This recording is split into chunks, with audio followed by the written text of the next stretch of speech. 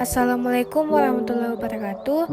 Nah, di sini saya akan menjelaskan materi tentang pendidikan kewarganegaraan. Bab 1 tentang bangsa dan negara. Nah, teman-teman tahu nggak sih bangsa itu apa? Nah, bangsa itu adalah komunitas politik yang dibayangkan tidak mengenal atau menemui teman sebaya menurut Andreson 1991. Nah, bangsa terbentuk karena adanya keinginan untuk bersama. Dalam kurung Andreson Renan. Nah, next kita ke pembentukan bangsa. Dan di pembentukan bangsa ini ada 4 unsur. Yang pertama, keinginan untuk mencapai kesatuan nasional. Yang kedua, keinginan untuk mencapai kemerdekaan dan kebebasan nasional. Yang ketiga, keinginan akan kemandirian. Yang keempat, keinginan menonjol dari negara lain. Next, kita ke slide berikutnya, yaitu ada pertanyaan tentang apa itu negara. Nah, negara itu adalah alat wewenang yang mengatur atau mengendalikan persoalan bersama atas nama masyarakat. Nah, di sini ada sifat-sifat negara. Yang pertama, memaksa. Yang kedua, sifat monopoli. Yang ketiga, sifat mencakup semua. Teori terbentuknya negara. Yang pertama, teori ketuhanan. Yang kedua, teori alamiah. Yang ketiga, teori kekuatan. Yang keempat, teori perjanjian sosial. Kita lanjut ke bab 2 tentang hak dan kewajiban warga negara. Kita ambil warga negara Indonesia. Nah, pasal 26 ayat 1 Undang-Undang Dasar Negara Republik Indonesia 1945, yaitu warga negara ialah orang bangsa Indonesia asli dan orang bangsa lain yang disahkan undang-undang sebagai warga negara. Nah, sebagai warga negara Indonesia, kita mempunyai hak dan kewajiban. Yang pertama, hak sesuatu yang harus terpenuhi. Yang kedua, hak dan kewajiban warga negara Indonesia diatur dalam Undang-Undang Dasar 1945. Pasal pertama 26 ayat 1. Yang kedua, pasal 27 ayat 1 ayat 2. Yang ketiga, pasal 28A sampai 28J. Dan keempat, pasal 29 ayat 2.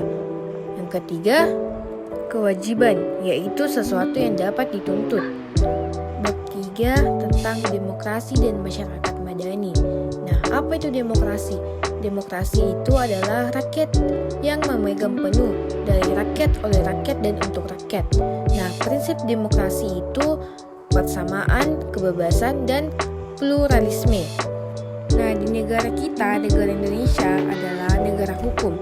Menurut Profesor Mahfud MD, Rechtsstaat dan Rule of Law adalah Rechtsstaat dianut oleh negara Eropa kontinental yang bertumpu pada civil law, sedangkan Rule of Law adalah dianut oleh negara Anglo-Saxon yang bertumpu pada common law. Nah, apa itu masyarakat madani? Masyarakat madani adalah yang terbuka, bebas dari penguasa dan tekanan, kritis dan berpartisipasi aktif, dan egaliter.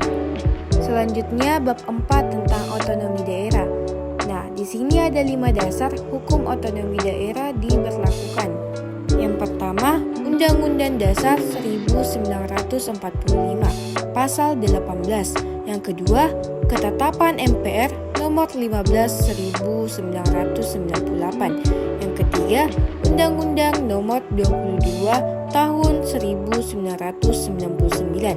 Yang keempat, Undang-Undang nomor 32 tahun 2004 dan direvisi ke Undang-Undang nomor 22 tahun 1999. Dan yang kelima, Peraturan Pemerintah nomor 38 tahun 2007.